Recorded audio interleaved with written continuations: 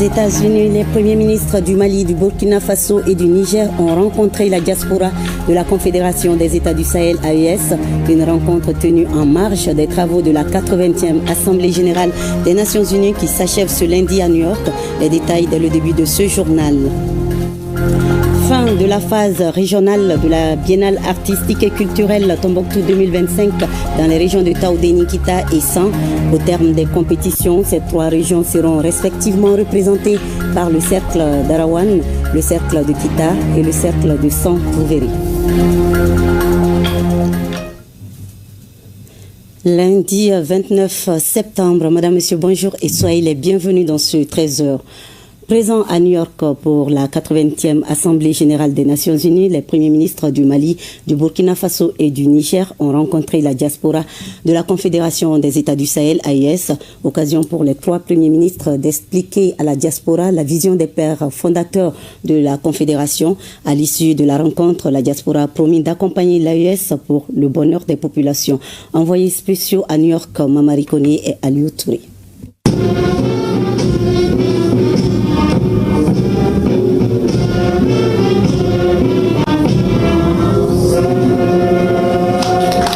C'est dans une ambiance de grande ferveur patriotique et de communion que la diaspora malienne aux États-Unis s'est mobilisée pour accueillir le Premier ministre chef du gouvernement.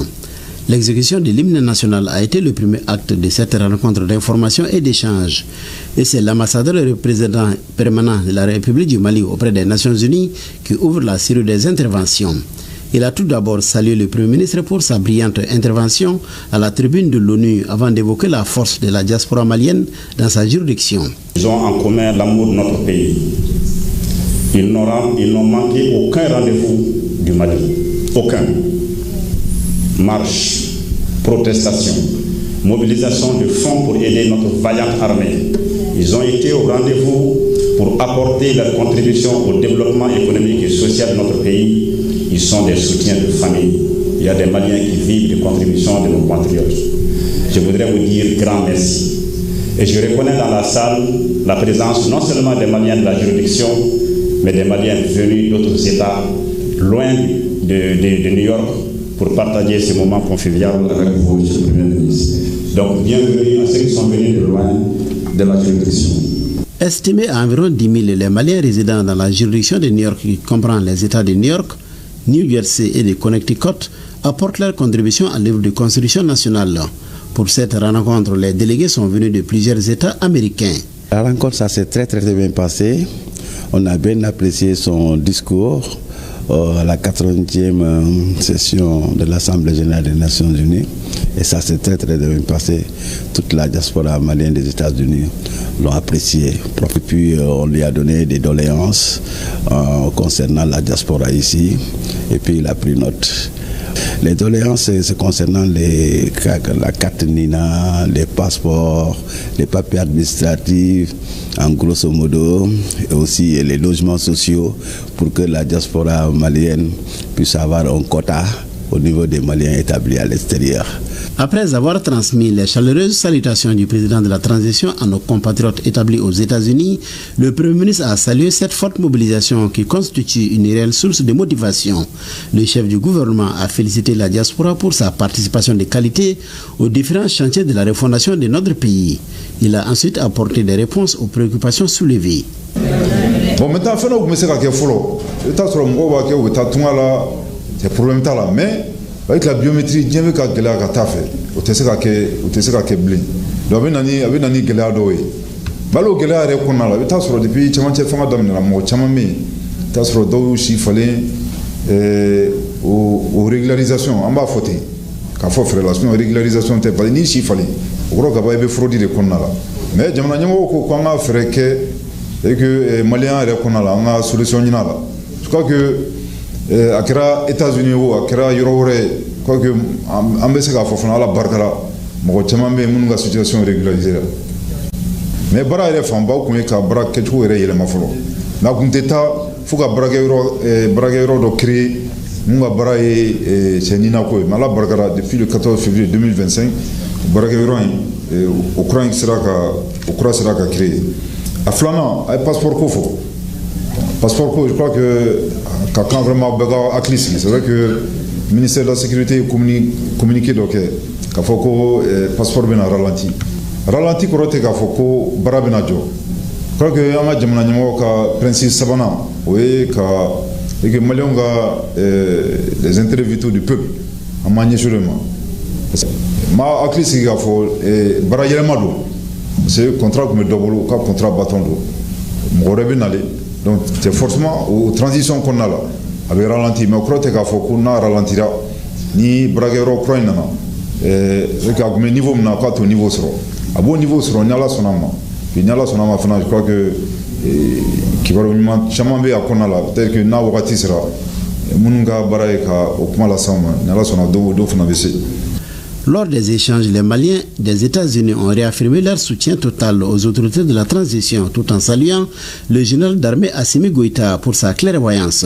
La rencontre a été mise à profit par la coalition pour la lutte contre l'impérialisme en Afrique pour remettre une enveloppe à titre de contribution au profit de nos femmes. Voilà une rencontre entre le Premier ministre général de division Abdoulaye Maïga avec la diaspora aux États-Unis. Les échanges ont porté sur les préoccupations de nos compatriotes établis à New York et disons aux États-Unis. Donc retour chez nous ici au Mali avec le lancement du concours d'entrée à la fonction publique des collectivités territoriales au compte de l'exercice budgétaire 2024 à Sikasso.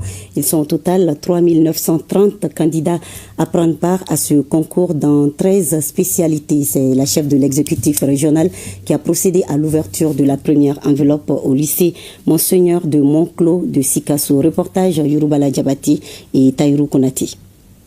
Ils sont au total 3 930 candidats, toutes spécialités confondues, à prendre part au lancement du concours d'entrée à la fonction publique des collectivités territoriales. Les postulants venus d'horizons divers composent dans plusieurs spécialités, traduisant la diversité des profils attendus au sein des collectivités territoriales. C'est dans une atmosphère de confiance que se déroulent les épreuves. Il y a de cela 4 fois, avec mes efforts personnels, avec le traitement d'anciens sujets de collectivité, ensuite des exercices, voilà, d'ample façon. Bon, quand même, on a le courage. Je pense que cette année, ça ira. Ça va bien se passer. On est serein. Inch'Allah, ça va bien se passer. On aura cette année. C'est à 8h précise que la chef de l'exécutif régional procède à l'ouverture de la première enveloppe au lycée Monseigneur de Monclos. Sur place, elle a rassuré les candidats et les a prodigué de sages conseils. Le conseil qu'on a prodigué aux candidats, c'est le respect des règles du concours et de se concentrer sur l'essentiel, de ne pas copier. Et puisque c'est des enseignants, donc ils ont déjà appris l'éthique et la déontologie à l'école. De notre arrivée jusqu'à maintenant, on n'a pas vu d'incident. Sauf hier, il y a certains candidats, quand on affiche la liste, on a dit de venir vérifier. En cas de anomalie, de signaler ça à la commission pour qu'on puisse prendre des dispositions. Mais hier, on a constaté qu'il y a des candidats qui ne sont pas venus pour faire le constat. Par ce concours, l'État entend non seulement renforcer les effectifs des collectivités territoriales, mais aussi donner une chance à des milliers de jeunes diplômés de trouver une voie d'insertion professionnelle durable. Afin de garantir la transparence et la sérénité du concours, un impressionnant dispositif de sécurité est déployé autour et à l'intérieur du centre. Toujours à Sikasso, Millennium Technologies dote 4 structures et des jeunes scolaires de la région de compétences en outils numériques. C'est pour leur permettre de mieux répondre aux défis de sécurité, de production agricole et de communication. Le compte-rendu de Moussokoro Sirimi et Taïrou Konati. Il n'aura fallu que 10 jours de formation à ces 99 nouveaux télépilotes, techniciens et jeunes technophiles en herbe pour se doter de nouvelles compétences dans des domaines aussi variés que la cybersécurité, l'intelligence artificielle, l'aéronautique ou encore la conduite de drones. Des participants issus du groupement mobile d'intervention, de la direction régionale de la CMDT, de la station de l'ORTM et des élèves du fondamental qui se disent déjà inspirés par cette initiation à ces technologies de pointe qui s'imposent aujourd'hui dans tous les secteurs d'activité. Je préfère être pharmacienne dans la vie. L'apprentissage de la technologie peut me servir dans l'avenir. Tout est possible dans la vie avec la technologie. Pour ce qui concerne vraiment la CMDT, la fixation d'un meilleur rendement, d'une très bonne production, d'une efficacité et d'une efficience pour l'atteinte de nos objectifs. Il faut aller vers l'utilisation des drones pour que nous puissions maîtriser l'ensemble des facteurs de production. Ces compétences théoriques et pratiques acquises sur le rouillage des outils numériques, les récipiendaires le doivent à Millennium Technologies, dont l'ambition est d'accompagner la modernisation du Mali à travers la formation et l'innovation technologique. La dynamique s'inscrit dans le cadre de son projet innovant, Drone Maliba. Si on veut donner des résultats les plus meilleurs et impacter positivement, il faut faire en sorte que le numérique soit vraiment au cœur de tout ce que nous faisons. Alors aujourd'hui, si nous voulons avoir une administration performante, sans aucun doute, il faudrait que les ressources humaines, qui en sont les piliers, puissent être dotées avec les compétences idoines qu'il faut. Cette cérémonie de remise d'attestation est ponctuée par des jeux de culture générale en technologie et des démonstrations en vol. Et pour joindre l'utile à l'agréable, la station régionale de l'ORTM Sikassou a reçu des mails de la gouverneure un nouvel drone offert par Millennium Technologies à l'occasion des festivités du 22 septembre. De quoi permettre à la structure d'enrichir ses reportages par des images aériennes de qualité.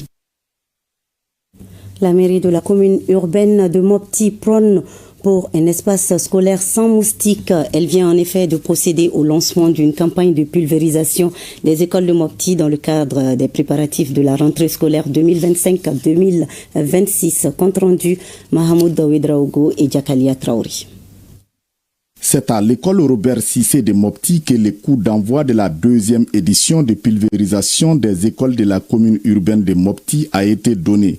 C'est une initiative de la mairie de la commune urbaine de Mopti en partenariat avec la direction régionale de la santé de Mopti en cette veille de la rentrée scolaire 2026.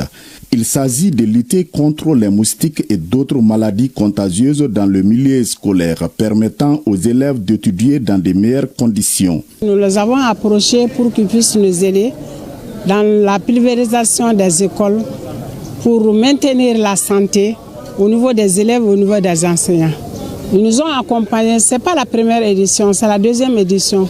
La première édition, le lancement a été fait au niveau de Boukari Wolagem. La deuxième édition a été faite au niveau de Robert Cissé. Et nous les remercions infiniment pour notre accompagnement dans la santé, dans l'éducation de nos enfants et de nos petits-enfants. Au cours de cette campagne, plus d'une centaine d'écoles de la commune urbaine de Mopti doivent être pulvérisées.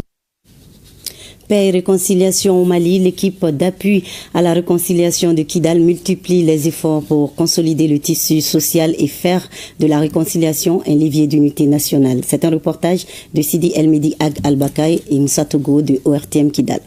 L'équipe d'appui à la réconciliation de Kidal lance une série d'activités sous l'autorité du directeur du cabinet du gouverneur de Kidal pour fédérer toutes les couches de la 8e région afin de renforcer la dynamique enclenchée à Kidal pour réconcilier les fils et les filles du Mali. Que cette rencontre d'échange avec les acteurs que je viens de citer, dans le cadre de la mise en œuvre du programme de la 4e édition de la Sénat, converge parfaitement bien avec vos missions et le contexte actuel de la région qui a tant besoin de paix, de sécurité, de vivre ensemble, mais surtout d'une réconciliation des cœurs et des esprits. Cette assemblée a mobilisé les acteurs religieux et les chefs traditionnels pour faire de Kidal un havre de paix. Nous sommes toujours dans la même logique pour, n'est-ce pas, essayer de parler encore de la paix, de la nécessité de la paix, de la nécessité de la réconciliation. Et je crois que c'est sur ça qu'on va s'étaler aujourd'hui. Nous lançons un appel à toutes les forces vives de Kidal pour travailler main dans la main, afin que la paix revienne dans notre pays. Nous devons soutenir les autorités administratives et les forces de défense et de sécurité pour consolider les acquis de la réconciliation nationale. À l'actif de l'ERAR de Kidal, l'initiative s'inscrit aussi dans l'agenda de la Semaine nationale de la réconciliation. Le sujet intéresse aussi l'association Espoir Ouattaguna qui a organisé ici à Bamako sa grande journée culturelle Kagaguna Zaro. C'était samedi dernier, une rencontre entre tradition, renaissance, engagement communautaire et identitaire. Cette activité marque symboliquement la naissance du nouveau cercle de Ouattaguna dans un esprit de résilience et d'espoir, nous dit Moussa Kamara.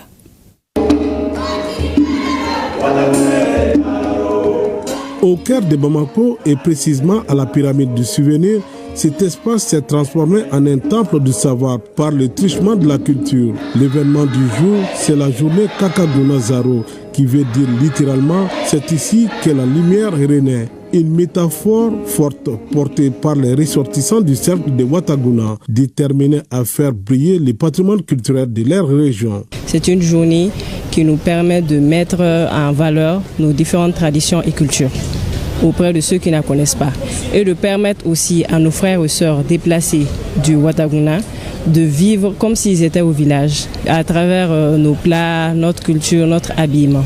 Organisée par l'association Espoir Ouattaguna, cette journée culturelle est un symbole fort. Des thèmes majeurs ont rythmé cette première édition. Paix, sécurité et cohésion sociale, histoire et potentiel économique du cercle de Ouattaguna. Il s'agit d'analyser la problématique concernant le triptyque sécurité, paix et cohésion sociale. On sait que le cercle de Ouattaguna, le prototype même de la crise multidimensionnelle que traverse le Mali et en conséquence toute l'Afrique de l'Ouest. C'est un cercle qui est au carrefour du Mali, du Niger et du Burkina Faso, donc la zone que nous appelons les Liptako-Kourma.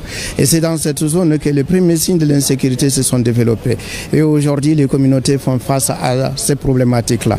Au-delà des débats, cette journée est une volonté ferme de redonner un nouveau souffle, la dignité et la visibilité à un patrimoine local très souvent éclipsé par les crises. Cet événement n'est pas seulement une journée culturelle seulement, c'est une journée de rencontres, de débats, de panels autour des problèmes auxquels d'autres cercles sont liés, tels que les problèmes sécuritaires.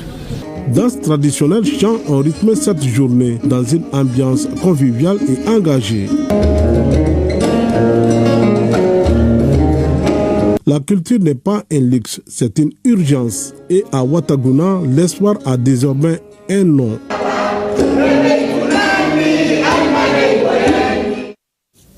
La culture dans toute sa splendeur et on parle à présent de la clôture de la phase régionale de la Biennale artistique et culturelle Tombouctou 2025 au terme des activités de la semaine artistique et culturelle dans les régions de Sankita et Taoudéni. Ce sont les cercles de Sankita et Taoudéni qui ont remporté la compétition. Ils vont de se faire représenter ces trois régions à la phase finale prévue pour décembre à Tombouctou. Reportage. Cette semaine a permis aux troupes théâtrales des 6 cercles d'étaler non seulement le savoir-faire des acteurs, mais aussi de favoriser le brassage entre populations, surtout nomades. Pendant cette semaine, on a vu des jeunes artistes qui ont du talent. Ils ont fait passer des messages sur la paix et la cohésion sociale. Vraiment, c'est une réussite. C'est notre première fois de participer et d'organiser une semaine régionale. Toutes les disciplines ont été représentées et les thèmes étaient respectés. La cohésion sociale, le soutien à l'armée et à la transition et l'appel à la solidarité. Nous avons maintenant suffisamment d'éléments pour sélectionner une équipe forte, une équipe compétente et une équipe compétitive. Au terme de la compétition, la troupe du cercle d'Arawan s'est classée première devant celle d'Achourat. La 3e place est revenue à Taoudéni. Malgré que Taoudéni est une jeune région, mais ils ont montré toute leur maturité culturelle, qu'ils sont présents et qui sont prêts à compétir à la Biennale artistique et culturelle du Mali, Tombouctou 2025. Je me félicite des énormes efforts déployés par les troupes qui ont donné le meilleur d'elles-mêmes pour offrir un spectacle de haute facture aux spectateurs.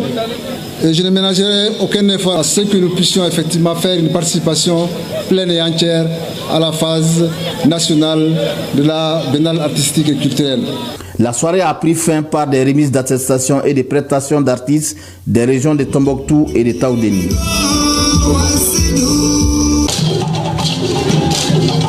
Durant 3 jours, les troupes venues des différentes localités de la région ont compéti dans 4 numéros, à savoir l'ensemble instrumental, danse traditionnelle, le solo de chant et pièces de théâtre. L'objectif visait à promouvoir les expressions artistiques et culturelles en vue de cette biennale artistique et culturelle Tombouctou 2025. Ces 3 journées ont été marquées par des prestations de grande qualité. Les artistes, par leur créativité, leur discipline et leur sens du collectif, nous ont rappelé que la culture est bien plus qu'un simple divertissement.